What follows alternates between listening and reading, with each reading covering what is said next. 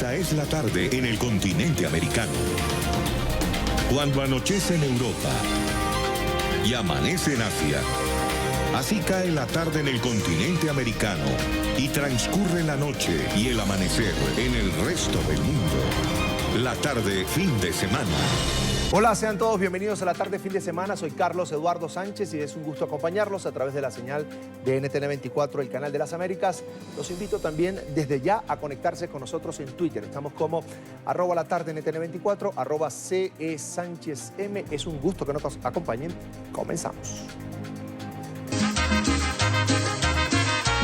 Sentí una pena porque te fuiste ese día que me dijiste que jamás tú me quisiste y aquí me quedé triste. Trata de cerrar la herida que me abriste. Yo he vuelto a amarte y a recordarte, pero yo no puedo ahora olvidarte. Oye, traicionera, aunque yo me muera, donde yo me encuentre rogaré por tu alma. Oye, traicionera, aunque yo me muera, donde yo me encuentre rogaré por tu alma.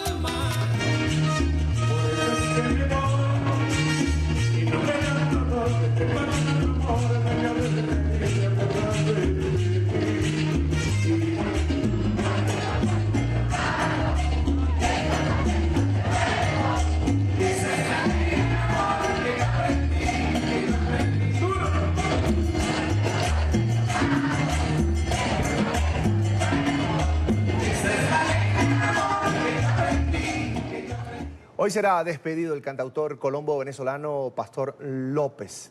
Sus hijos cantarán algunas de las canciones que lo hicieron famoso.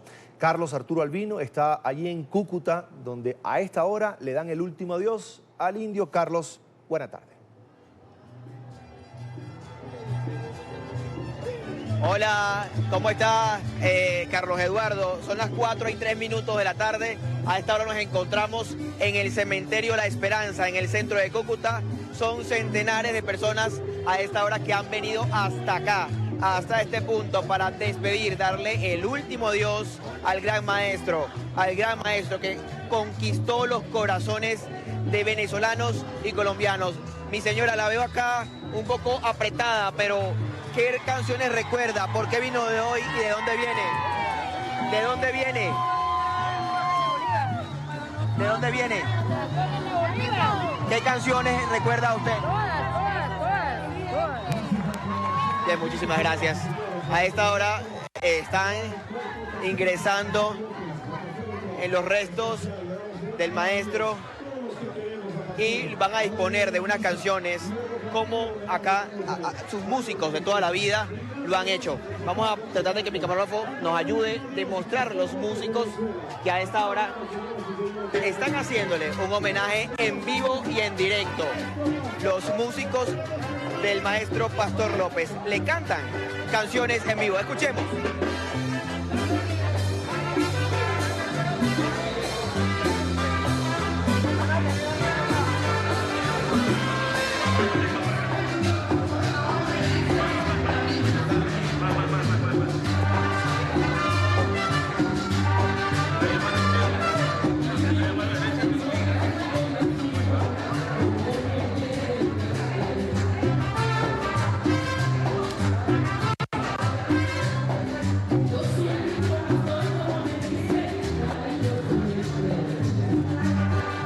Señora, hoy la veo conmovida. El legado del maestro Pastor López. ¿Cuál es el legado? Es un personaje, ¿verdad? Que nos deja grandes enseñanzas, un gran ser humano, muy cercano a mi familia. De verdad que es una pérdida que marca el corazón de todos nosotros y es una persona que jamás olvidaré. Usted, como persona cercana a Pastor López, ¿cómo describe la cantidad de personas que hoy han venido a recibirlo para darle el último adiós? La verdad, Pastor se merece esto y más. Es una excelente persona y toda la vida lo demostró y bueno, esto es lo que él se merece el apoyo y el amor de todas las personas que amamos su trabajo que amamos la persona que fue y que de verdad es imposible olvidar. Muchísimas gracias. Pastor López falleció el pasado viernes a las 7:45 de la noche, luego que estuviese por más de 48 horas recluido en una clínica de la capital. Henry, vamos a mostrar a esta hora los músicos. Son ellos, sus músicos de siempre, sus músicos quienes los han acompañado por más de 30 años. Hoy lo despiden y le dicen adiós, el último adiós al gran maestro Pastor López, un músico colombo venezolano y que en su mayoría vivió acá en Colombia, específicamente en el municipio Villa del Rosario. Con estas imágenes de los músicos nos despedimos y volvemos más a los estudios. Aquí estamos, minuto a minuto, despidiendo también al maestro Pastor López.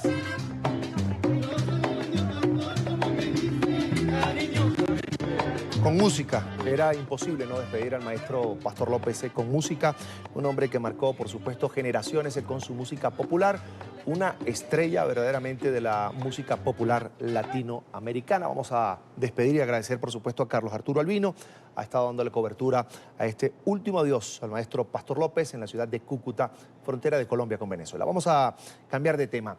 La firma Mega Análisis realizó una nueva encuesta en Venezuela. El objetivo de este estudio era investigar y conocer la situación social y política del país. En la encuesta participaron 1.040 personas en los 16 estados más importantes de la nación suramericana. El mecanismo de recopilación de información fue telefónico en todas las clases sociales y se desarrolló entre el 28 y el 30 de marzo. El margen de error es de 13,4% y el nivel de confianza es de 97%. Nos acompaña a esta hora precisamente Rubén Chirino Madrid, es periodista, además el presidente de la firma Mega Análisis. Rubén, bienvenido, una muy buena tarde, gracias por atendernos.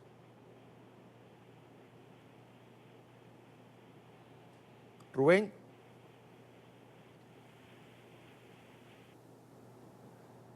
Rubén, ¿me escuchas? Bien, hemos perdido la comunicación con Rubén Chirino, es el presidente de la firma Mega Análisis. Vamos a ir desglosando el día de hoy, la tarde de hoy, esta última encuesta de Mega Análisis sobre la situación de Venezuela. Un dato que no podía faltar, en una encuesta en este momento sobre la situación de Venezuela, por supuesto, tiene que ver con los apagones eléctricos que han afectado a todo el país. Y Mega Análisis le preguntó a los venezolanos, ¿cuál cree usted que ha sido la causa de los apagones eléctricos que han afectado a todo el país durante varios días? Yo creo que durante todo el mes de marzo y que todavía siguen afectando a los venezolanos. Rubén, ¿me escuchas ahora? Sí, vale, cómo no. Buenas tardes, Carlos Eduardo y toda la gente de NTN 24. Rubén, ya vamos a poner en pantalla, le pido a producción que me ponga en pantalla, por favor, la primera lámina. Rubén ya sabe, es la que tiene que ver con la electricidad. Rubén, te dejo los datos a ti. Ok, 84.3% dice que falta de mantenimiento, que era una de las opciones que se preguntaba sobre quién era la causa, cuál era la causa de los apagones eléctricos en Venezuela. Y la segunda era, el primero, saboteo al Guri, que es la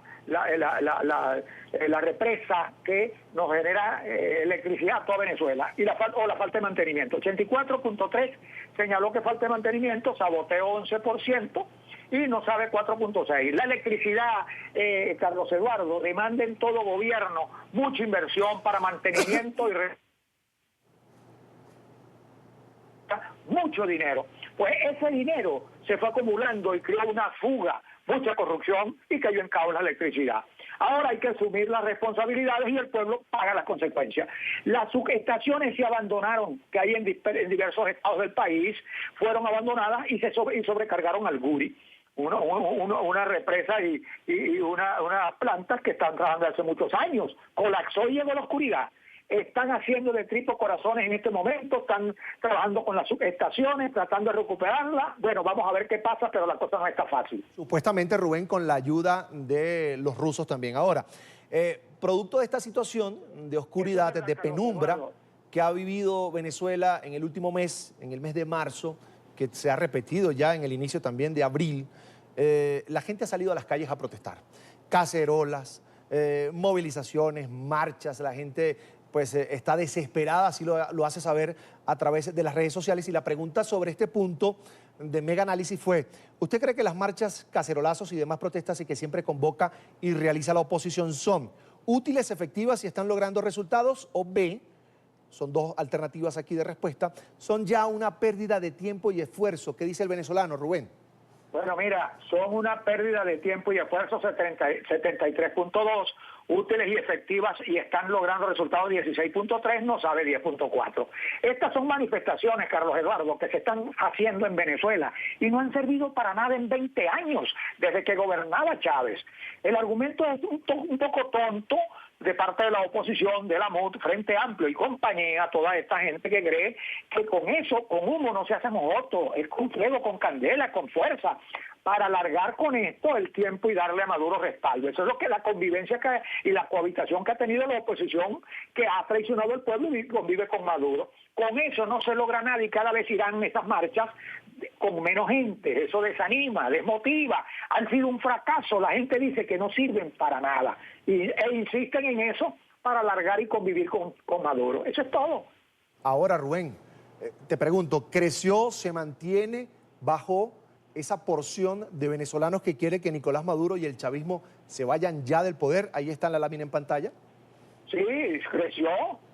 88 puntos y tanto tenía en la ocasión pasada y ahora tiene 89.4. Eso es el clamor de la gente. Así como la gente tiene hambre, también quiere que Maduro se vaya del poder junto con el chavismo. No el 9%, no sabe 1.5%, de manera que casi el 90% quiere que Maduro y el chavismo se vaya. Guaidó plantea elecciones libres. ¿Libres de qué? Con el CNE actual jamás le podrán ganar a Maduro porque él tiene el control absoluto de ese organismo. Plantea cese de la usurpación, pero ¿cómo? ¿Cómo? Con cacerolas y marchas para solo verse las caras y al final de la jornada dicen ya basta, chao, para su casa. Bueno, ya basta, pero de burla al pueblo. La gente lo que quiere es salir de Maduro ya, porque se está muriendo de hambre, no hay comida, medicinas, no hay luz, no hay agua en Venezuela. Esto nunca había ocurrido, esto es atípico. Y Guaidó está capeando junto con los partidos tradicionales responsabilidades que debe asumir y no debe actuar como un torero, dejar pasarle la capa al toro para capearlo, pues. Este tema que vamos a ver a continuación, Rubén, por supuesto tiene en vilo a los venezolanos, es un tema que está en la Constitución venezolana, en el artículo 187 de la Constitución de Venezuela, dice en su numeral 11, textualmente, corresponde a la Asamblea Nacional autorizar el empleo de misiones militares venezolanas en el exterior o extranjeras en el país. Y la pregunta sobre esto de Mega Análisis fue, ¿usted cree que la Asamblea Nacional debe autorizar que misiones militares extranjeras se empleen en el país? Por supuesto, ya lo ha dicho el presidente Juan Guaidó, presidente interino de Venezuela, para labores humanitarias. Los datos con Rubén. Bueno, sí, la gente quiere eso, 88.2%, no 9.1, no sabe 2.6. La Asamblea Nacional, que es la responsable de todo esto, mantiene unas porciones dispersas a lo que está pensando el pueblo, está aislada del pueblo, Carlos Eduardo, y ese es el problema que tiene en traba Guaidó. Guaidó es un buen muchacho, una buena persona, pero tiene esos partidos que lo han amarrado a la causa que ellos tienen con Maduro. Igual está la Asamblea Nacional, que es un reducto de la extinguida MUD y el Frente Amplio. Así lo dice la gente consultada. Ellos no harán nada. Están con él y están en su zona de confort, así lo dicen. Mientras el pueblo se muere de hambre y se desencanta, olvídense que la Asamblea Nacional va a actuar. Allí lo predominante es el colaboracionismo y la traición. Así lo expresan los consultados, siempre lo dicen. No existe una Asamblea Nacional actuando a favor del pueblo en Venezuela en este momento, y eso es grave, Carlos Eduardo. Rubén, hay políticos opositores que se niegan abiertamente a que la Asamblea Nacional o Juan Guaidó, que es el presidente del Parlamento venezolano, además el presidente interino de Venezuela, soliciten y además autoricen esa misión humanitaria militar extranjera de ayuda conforme a lo que decíamos, el artículo 187 de la Constitución venezolana. Y la pregunta de la encuestadora Mega Análisis fue, ¿por qué usted cree que se oponen? Dos opciones. La primera, A, para proteger la vida del pueblo venezolano y garantizar la paz y la convivencia en el pueblo. Y la B, para evitar que se descubran sus negocios con el chavismo, pues se tendrían que ir junto con Maduro para evitar que se descubran sus negocios con Maduro. Esto tiene la mayor el mayor apoyo a esta premisa por parte de los venezolanos, pero le dejo los datos a Rubén. Bueno, mira, el 74.9% dice que para evitar que descubran sus negocios con el chavismo. No sabe 15.2% y para proteger la vida del pueblo 9.8%. Eso es lo que menos les preocupa a ellos. Los consultados dicen, Carlos Eduardo, textualmente, ya ellos tienen la radiografía desde que vienen la oposición traicionando la causa del pueblo en busca de salir de Maduro, en busca de solucionar el problema del hambre. Los consultados dicen que los dirigentes de la MUD y Frente Amplio no quieren una intervención porque si Estados Unidos entra y se lleva a Maduro, a ellos también se lo lleva. Por eso vean a la pérdida de tiempo en la oposición, porque quedarían inhabilitados políticamente y no integrarán un nuevo país democrático. Eso está más que claro, como el agua del río Manso. Ellos, como han cohabitado, Estados Unidos los tiene todos observados. Claro, por supuesto que en este momento todos hacen falta, pero después, pasado el río, bueno, allí sí van a poner los puntos sobre las sillas y muchos de ellos, por eso y por corrupción, no van a integrar una junta de transición válida para el país ni para Estados Unidos. Ahora, Rubén, ¿no te parece un poco atrevido, un poco arriesgado, un poco mezquino también de alguna manera decir, utilizar el término de oposición que es tan amplio para meter a todo el mundo en ese mismo saco, Rubén? Hay gente que está luchando en Venezuela por el retorno de la democracia, por la libertad, porque en Venezuela pueda entrar esa ayuda humanitaria, porque hay un cambio político y de eso tengo muchísimas pruebas. ¿No te parece a ti que es un poco agresivo también este dato de que la oposición no está jugando a favor del ciudadano, del venezolano que está padeciendo la crisis del día de hoy? Tienes razón, Carlos Eduardo. Es una porción partidista. Son unas cabezas visibles de esos partidos. La oposición en Venezuela, los que se oponen a Maduro porque tienen hambre, son el 80%. No estoy hablando, no me refiero a ellos, ¿no? Pero me refiero a algunos dirigentes de los partidos políticos tradicionales que tienen a Guaidó y lo hablan para allá y para acá. Esa es la situación que se pasa. Es decir, sí tienes razón tú completamente cuando dices que la oposición es un término muy amplio para involucrarlos a todos. No, son algunos dirigentes de los partidos políticos que tienen mucha responsabilidad, pero son pocos, es una minoría. Pero hablan a Guaidó hacia ellos, ¿no? Rubén, vamos a la siguiente lámina porque aquí quiero preguntarte también si ha mermado esa porción, ese número de venezolanos que reconoce a Juan Guaidó como presidente interino de Venezuela luego del 23 de enero. Allí vamos a poner la lámina en pantalla y tú nos entregas los datos, por favor. Bueno, mira, el 54.9%, y creo que esa lámina, Carlos Eduardo, ¿verdad? Señor. 54.9% dice que a Guaidó, a quien percibe hoy como presidente de Venezuela, ¿no? Sí, esa es, Rubén. No sabe 26.1, ninguno de los dos 12.3 y a Maduro 6.6. Guaidó tiene el 54.9%, pero ha perdido 30 puntos desde que se juramentó el 23 de enero. ¿Por qué? Porque cayó lo que estamos hablando en las manos de los partidos esos tradicionales y de esos grupúsculos, de esas minorías, y los pusieron a bailar al son de ellos y han hecho como un letargo de seguir así, porque el pueblo está desesperado, como tú lo dices, tiene hambre, le falta luz, le falta agua, comida, medicina, está en crisis. Entonces tú no le puedes hablar tan descaradamente, decir que esperen, tengan paciencia. ¿Cuál paciencia? La gente se muere por desnutrición. En menos de un mes pudiera caer más Guaidó si no se despega de esa gente, si no toma decisiones ejecutivas muy importantes que permitan darle ánimo y nuevamente confianza y relanzarse dentro de lo que es su presidencia interina. Este dato que viene a continuación, Rubén, en la siguiente lámina también me parece mezquino. Es sobre la confianza que tiene el venezolano en el presidente interino Juan Guaidó. Dice que ya no le tienen confianza una buena parte de los venezolanos. ¿Qué está pasando? Te dejo los datos a ti. Bueno, sí, dice que a usted Guaidó le inspira hoy la confianza. 53.5 dice que no. Sí, 31. Nunca me inspiró confianza, 11.3 y no sabe 4.1. Es que hay una realidad, Carlos Eduardo, no es porque haya mezquindad, sino que el pueblo está viendo que está en el mismo camino de lo que siempre le han traicionado. Mira, Guaidó cuando arrancó no se había tomado fotografías ni con Rosales, ni con Ramos Ayú, ni con Enrique Capriles, se mantenía tal cual como llegó allí, pues, como una circunstancia sobrevenida para dirigir a un país, pero en lo que lo empezaron a hablar de la Asamblea Nacional para imponerle ideas, para imponerle cosas, la gente comenzó a darse cuenta de que ya lo habían hipnotizado y se lo habían llevado para sí ellos. Entonces eso trae desconfianza. Eso no es que él sea malo, sino que lo están viendo en un saco donde no debería estar. Lo ve con los malucos y dime con quién anda y te diré quién eres. Eso es lo que está pasando en este momento. el balón que lo tienen para todos lados. Rubén, siguiente lámina. ¿Usted votaría si se convocan elecciones organizadas por el actual CNE? 87.6% dice que no, sí, 8.8% y no sabe 3.5%. Nadie quiere votar en Venezuela y con el actual CNE menos, que tiene un rechazo. El CNE actual tiene un rechazo por el orden del 81%.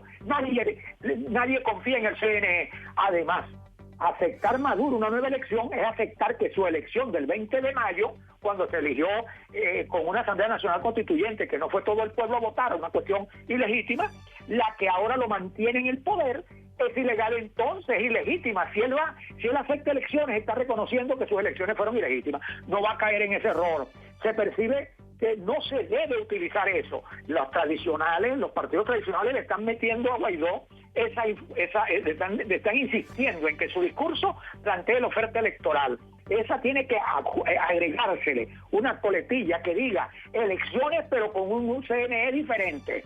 No hay que dejarlo solo, que elecciones. La gente dice, con eso, con lo ellos. Entonces comienza la interpretación. Tiene que ser muy claro Guaidó, porque lo siguen confundiendo con los errores que tienen algunos dirigentes dentro de estos partidos tradicionales, Carlos Eduardo. Bien, estamos conversando con Rubén Chirino Madrid, es el presidente de la firma Meganálisis en Venezuela, sobre su más reciente encuesta sobre la situación del país. Rubén, escúchame muy bien. Me voy a saltar unas láminas por cuestión de tiempo. Vamos directo ahora a la lámina que habla del socialismo. El venezolano está claro y en medio de toda esta situación de miseria, de crisis, realmente tiene una visión muy particular sobre el socialismo. ¿Cuál cree usted que define mejor al socialismo? De dos opciones que le da aquí Meganálisis. El socialismo es la mejor y más eficiente ideología política para dirigir el gobierno, pues garantiza paz, comida, bienestar, progreso, futuro, esperanzas para el pueblo. Y la B, que es la peor, la más destructiva ideología política para dirigir el gobierno, pues trae hambre, conflictos, miseria, retraso, acaba con el futuro y le quita las esperanzas al pueblo. Le dejo los datos a Rubén. Bueno, el socialismo es la peor y más destructiva ideología política para dirigir el gobierno, 87.9%. El socialismo es la mejor y más eficiente ideología política para dirigir al gobierno, apenas 10.3%, no sabe 1.7%. El socialismo, ideológicamente, nosotros tenemos más de 8, 10 años preguntando por él y nunca había tenido valores aceptables, siempre rechazado por encima del 50 y pico %. En este momento son el 87.9%.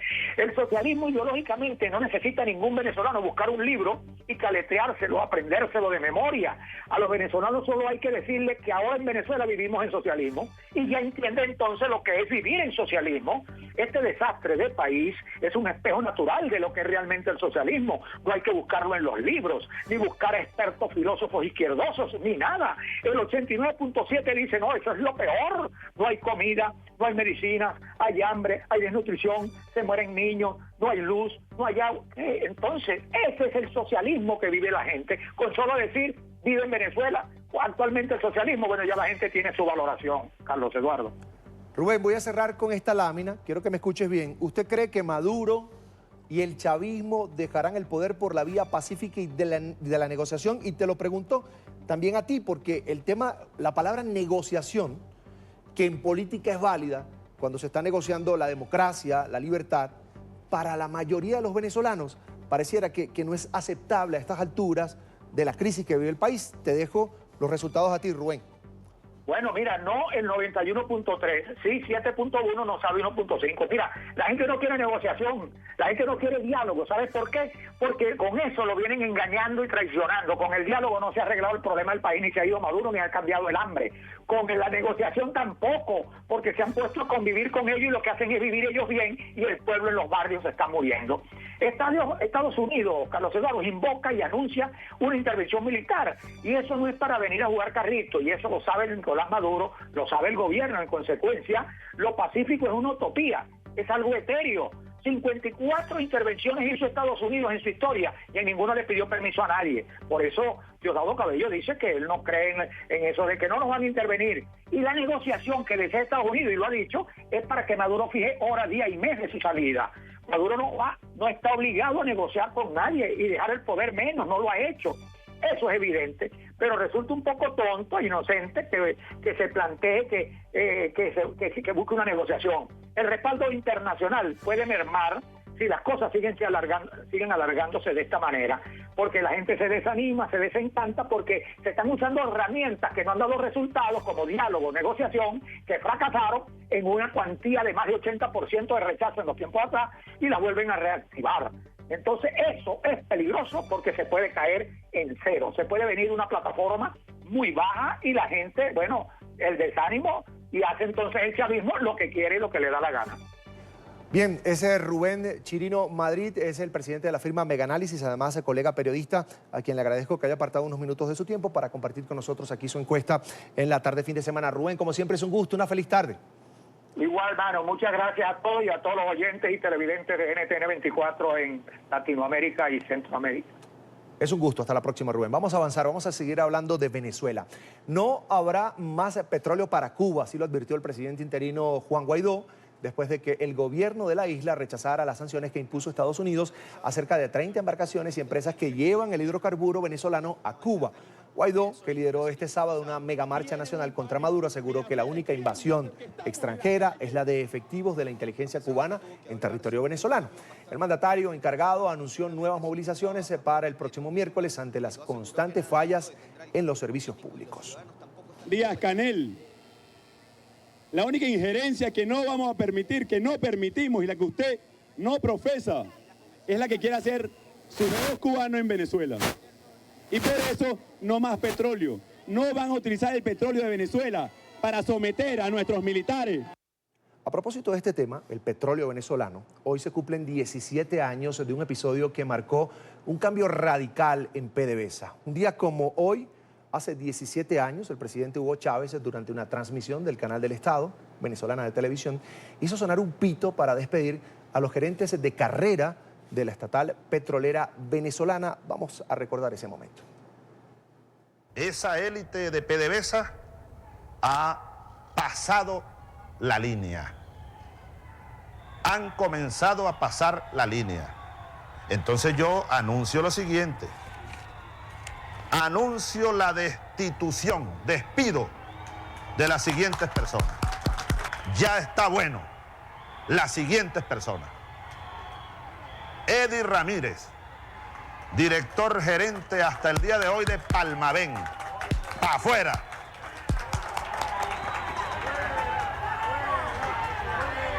Se le había dado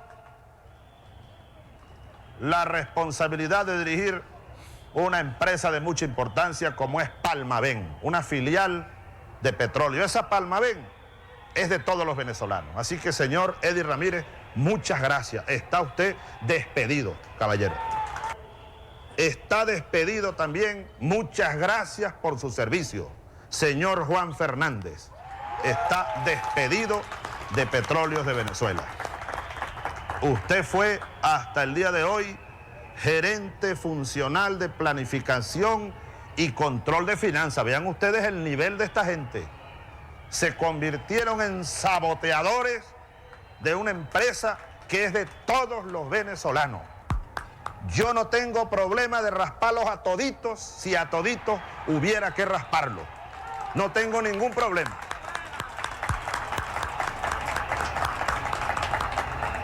Déjenme decirles algo. Tengo una lista. Ustedes saben que Venezuela tiene como casi un siglo manejando petróleo. Así que hay bastante gente en Venezuela que sabe de petróleo, desde el más alto nivel estratégico hasta los trabajadores que están ahí dándole al pozo petrolero. En toda esa cadena de exploración, producción, refinación, comercialización, transporte, etcétera, en Venezuela hay mucha gente. Venezuela afortunadamente tiene recursos humanos que reúnen las dos condiciones, aquellas que mencionaba Bolívar: moral y luces, talento y probidad, y que no están comprometidos con ninguna cúpula offside. offside. Ese era Hugo Chávez. Las cuentas y la realidad de hoy son totalmente distintas a las que dibujaba en ese momento el presidente Chávez. Tal vez un error de cálculo que terminó siendo muy grande y destructivo. Esta que vamos a ver a continuación es la PDVSA de hoy, la PDVSA de la Revolución Bolivariana. Así como la van a escuchar y la van a ver, la han reseñado diferentes medios de comunicación. Por ejemplo, el diario Clarín de Argentina, 2 de abril del 2018, el país con las mayores reservas de crudo, hace esa referencia porque es la verdad, así es Venezuela, ese es Venezuela. Y el titular, Venezuela ya no puede refinar todo su petróleo y debe importar combustible. Esto es el portafolio 9 de julio del 2018. PDVSA pide ayuda divina para aumentar la producción de petróleo. Están haciendo referencia a que los trabajadores estaban orando para poder mejorar la producción de crudo. Vamos a ver otro titular, El País de España, 30 de enero de este año, del 2019. La cúpula de PDVSA cobró 124 millones de dólares en comisiones en Dubái. Otro problema que tiene la empresa petrolera venezolana, la corrupción. Y otro titular que vamos a revisar también del País de España, del 31 de enero del año 2019, un exgerente de PDVSA ocultó 7 millones de dólares en Andorra. Y cerramos con este, del diario El Tiempo de Colombia, 7 de marzo, mucho más cerca, del 2019. Cada vez más comprometida operatividad de la petrolera venezolana PDVSA. Terror en el infierno, así tituló el Observatorio Venezolano de Prisiones su informe correspondiente al año 2018 sobre la situación dentro de las cárceles del país suramericano. Según la ONG, el hacinamiento en los centros penitenciarios se incrementó de manera alarmante. El director del observatorio, Humberto Prado, precisó que en Venezuela hay un 125% de hacinamiento crítico, pues los penales tienen una capacidad instalada para 20.766 personas y actualmente albergan 46.775 presos, 44.192 hombres y 2.583 mujeres, lo que representa un excedente de 26.009 reclusos. El documento advierte además que el retardo procesal, las reformas al Código Orgánico Procesal Penal, la falta de inversión en infraestructura y el uso excesivo de la prisión como sanción son las principales causas del hacinamiento. La tasa de homicidios y de heridos dentro de los reclusorios también alerta a las autoridades.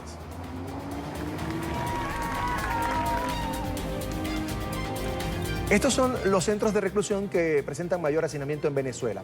Hablamos del internado judicial de Monagas, La Pica, centro penitenciario de la región centro-occidental Uribana, peligrosísimo. Internado judicial Capital Rodeo 1, cerca de Caracas. Internado judicial Capital Rodeo 2, centro penitenciario metropolitano de Yare, también a las afueras de Caracas. Centro penitenciario metropolitano Yare 2, 1 y 2, los dos están en situación de hacinamiento. El centro penitenciario de Aragua está ubicado en la ciudad de Tocorón. El internado judicial de Bolívar, Vista Hermosa y el centro penitenciario de la región andina.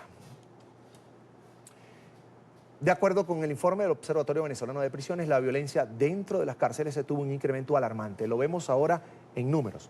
Las muertes dentro de las prisiones venezolanas pasaron de 143 en 2017 a 291 en 2018, un incremento de 103%. Y los heridos en diferentes hechos pasaron de 120 el año 2017 a 331 en 2018, lo que representa un aumento de 175%.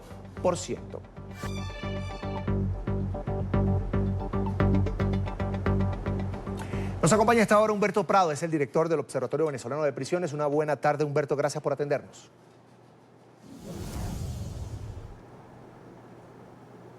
Buenas tardes, Carlos, a ti, a todas las personas que me escuchan y gracias por el contacto para poner el tema carcelario en nuestro país, que es muy grave en todas las personas que nos escuchan en los actuales momentos. Bienvenido, Humberto. ¿Qué tan hacinadas están las cárceles ahora mismo en Venezuela? Bueno, mire, las cárceles ahorita están con un hacinamiento crítico, como lo dicen los estándares internacionales, que usted sabe que hay un hacinamiento moderado, un hacinamiento tipo naranja, y hay un hacinamiento crítico que es el rojo ya, y eso es lo que hay en Venezuela en los actuales momentos, en vista de que hay un hacinamiento por el orden del 125%, que lamentablemente en cada una de las cárceles no es solamente que sobrepasa la población, sino que hay un hacinamiento crítico que quiere decir que hay más de un 70% por encima de la capacidad instalada. Humberto, enfermarse ahora mismo en Venezuela siendo un preso, ¿es una sentencia de muerte? Es una sentencia de muerte. Fíjese que nosotros estamos conversando y hoy en el centro penitenciario Fénix, en el estado Lara, en Barquisimeto, murió un muchacho de peritonitis. Y eso precisamente es por la falta de atención médica. No es que le dieron un balazo, no es que murió de un infarto, sino de peritonitis. Y además de ello, los 2 primeros meses en ese mismo penal murieron 5 personas, y en el penal que queda al lado, llamado Uribana, murieron 9 personas que murieron por hepatitis, que murieron por dengue hemorrágico, y lamentablemente no hay una asistencia debidamente por la falta de medicamento, por la falta incluso de las personas que tienen que estar trabajando en el área médica para la atención de la población reclusa. Por eso yo creo que la pregunta es muy prudente, en vista de que las cárceles en Venezuela necesitan de la ayuda humanitaria por la falta que tiene que haber por parte del Estado para atender a las personas debidamente que están privadas de libertad. Algo que mucha gente no lo entiende, Humberto, es por qué tanta violencia dentro de los centros penitenciarios, o por qué todavía pueden ingresar armas a los penales.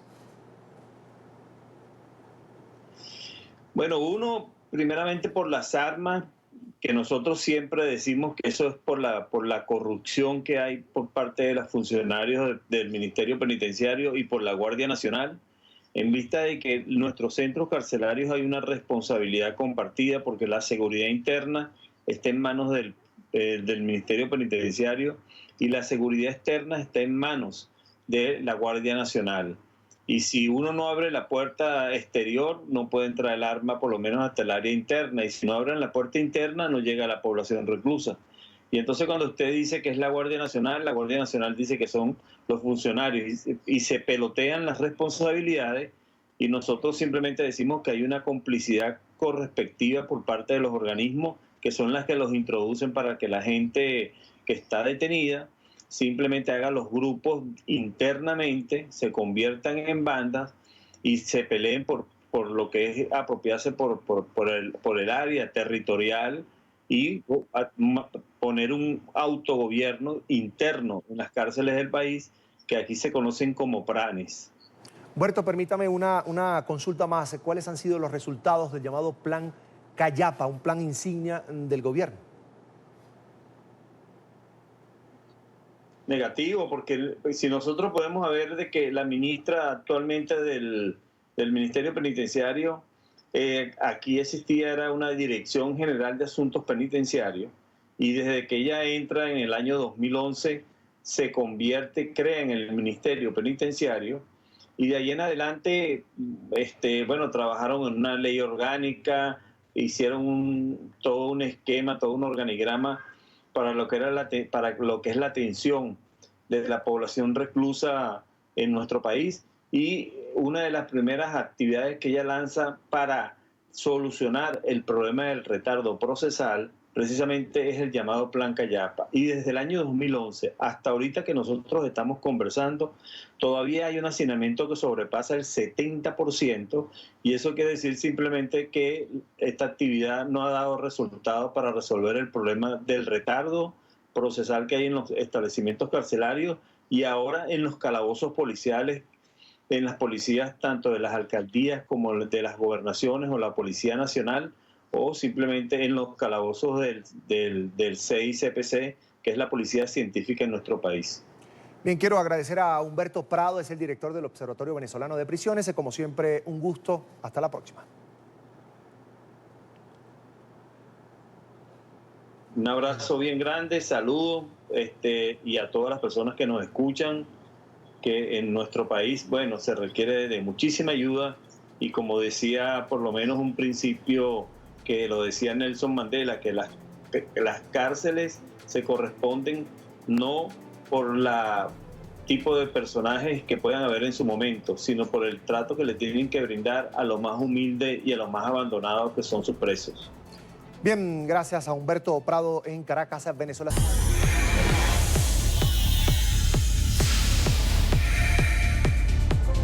En Ruanda, hoy se cumplen 25 años del genocidio que cobró la vida de 800.000 personas. El jefe de Estado encendió una llama en honor a los fallecidos.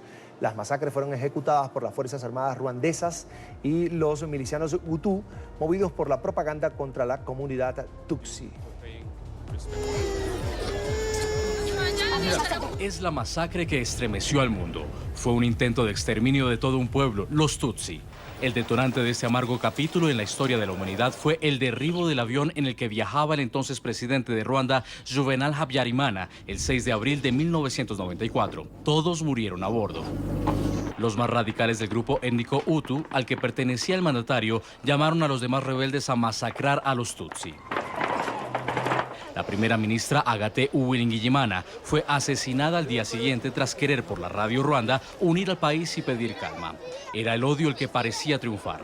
La campaña contra los Tutsi la lideraba la radio de las Mil Colinas, también conocida como la radio del odio, que animaba a cometer las masacres. Vincent nació ese oscuro año, justo antes de que enterraran a su padre en una tumba desconocida. Su madre sobrevivió, pero profundas cicatrices quedaron en su alma. La primera vez que le pregunté a mi madre la historia del genocidio, recuerdo que ella comenzó a gritar, lloró, se traumatizó por mis preguntas. Hablé con personas que la conocían. La pesadilla terminó el 18 de julio de 1994 cuando el Frente Patriótico Ruandés tomó el control de la capital de Ruanda junto a los Tutsi. Según cifras de la ONU, alrededor de 1 millón de ruandeses fueron asesinados, la mayoría a machete. Unas 200.000 mujeres fueron violadas. Casi el 40% de la población fue exterminada. Así llegamos al final. Recuerde seguirnos en Twitter. Estamos como @latardenetn24 y mi cuenta personal @CESánchezM.